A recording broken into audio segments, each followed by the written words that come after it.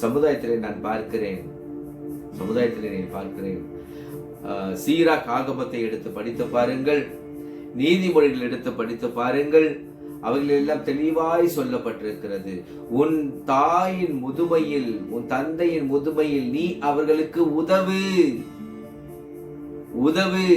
தாய் தந்தைக்கு என்ன செய்யணுமா?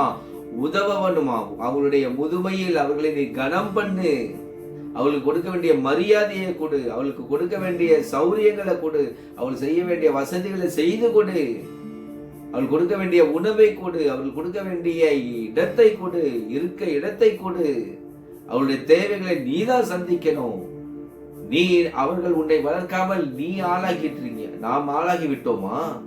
நம்முடைய தாய் தந்தை நம்மை வளர்த்து ஆளாக்கி படிக்க வைத்து நம்மை ஒரு உயர்ந்த ஸ்தானத்துக்கு வர வரைக்கும் நம்மளை சப்போர்ட் பண்ணது யாரு? அவங்க தானே சப்போர்ட் பண்ணாங்க.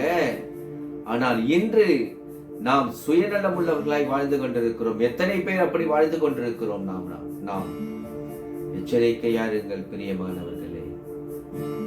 தாய் தந்தைக்கு கனம் பண்ணவில்லை என்றால், அவர்களுக்கு முதுமையிலே உதவவில்லை என்றால், உங்களுடைய முதுமையின் வயதில் அந்தோ பரிதாபம் தெளிவாய் என்னால் சொல்ல முடியும். அந்தோ பரிதாபம். எச்சரிக்கை, மனம் திரும்புங்கள். உங்கள் தாய் தந்தைக்கு கொடுக்க வேண்டிய கனத்தை கொடுங்கள், அவங்களுக்கு செய்ய வேண்டிய மரியாதையை கொடுங்க, அவங்கள மாசம் அவங்களுக்கு செய்ய வேண்டிய காரியங்களை செய்யுங்க. ஒரு பிள்ளையாய் உன் பெற்றோருக்கு நீ செய்ய வேண்டிய கடமையை நிச்சயம் நீ செய்தே ஆக வேண்டும். அது நீ பெண்ணாய் இருந்தாலும் சரி, ஆணாய் இருந்தாலும் சரி, நீ யாராய் இருந்தாலும் சரி, அந்த காரியத்தை நீ செய்தே ஆக வேண்டும். சாக்கு சொல்வதற்கு இடமில்லை. என் அண்ணன் பார்த்துக்கிட்டோம், என் தம்பி பார்த்துக்கிட்டோம், என் அக்கா பார்த்துக்கிட்டோம், என் தங்கச்சி பார்த்துக்கிட்டோம். இல்ல, நீ பார்க்கணும், நீயும் பார்க்கணும். இல்ல, நீங்க 4 பேரும் சேர்ந்து பார்க்கணும். எத்தனை பேர் இருக்கிறீங்களோ அத்தனை பேரும் சேர்ந்து பார்க்கணுங்க. அவன் பார்க்கட்டும், இவன் பார்க்கட்டும், எல்லாரும் விட்டீங்கன்னா அவங்களுடைய முதுமையில அவங்களுடைய கதறல்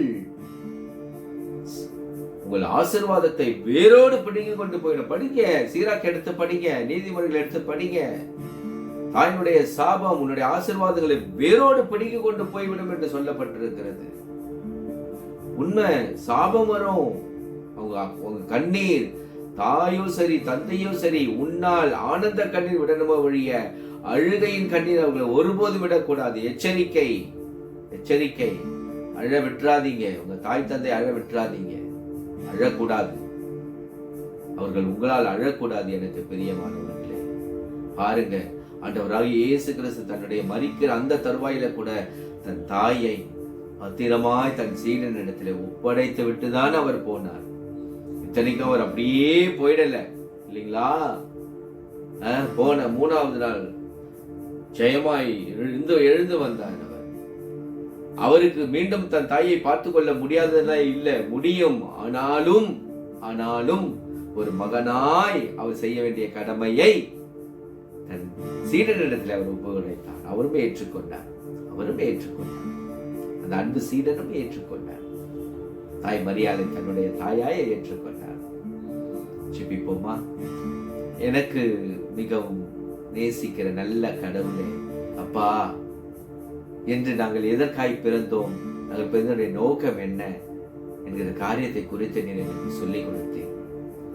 2வதாக, ஆண்டவரே, எங்கள் தாய் தந்தையை நாங்கள் எப்படி கனம் பண்ணணும், அவங்களுக்கு எப்படி நாங்கள் மரியாதை செலுத்தணும், அவங்களுக்கு நாங்கள் எப்படி நாங்கள் பாதுகாத்து கொள்ளணும், முதுமையில் அவங்களுக்கு எப்படிலாம் நாங்கள் உதவணும் அப்படின்ற காரியங்களை எல்லாம் நீங்க எங்களுக்கு வெளிப்படுத்தினீங்க. ஆண்டவரே, அப்பா, எங்கள் தாய் தந்தைக்கு நாங்கள் செய்யாமல் போன காரியங்களுக்காக மனம் வருந்துகிறோம்.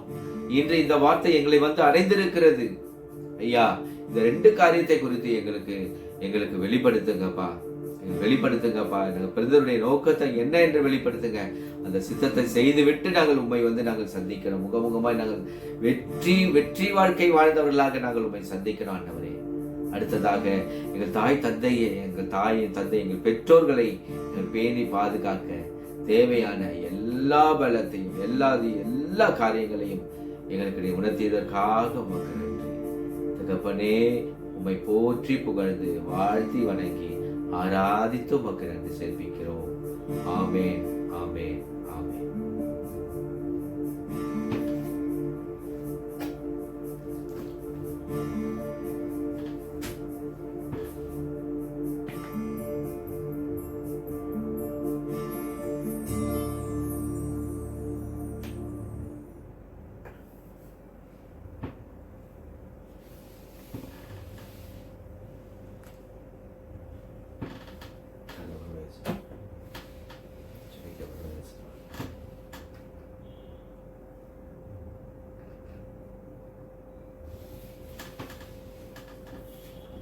என் காலை குணமாக்கி இருக்கீங்க. என் காலை குணமாக்கி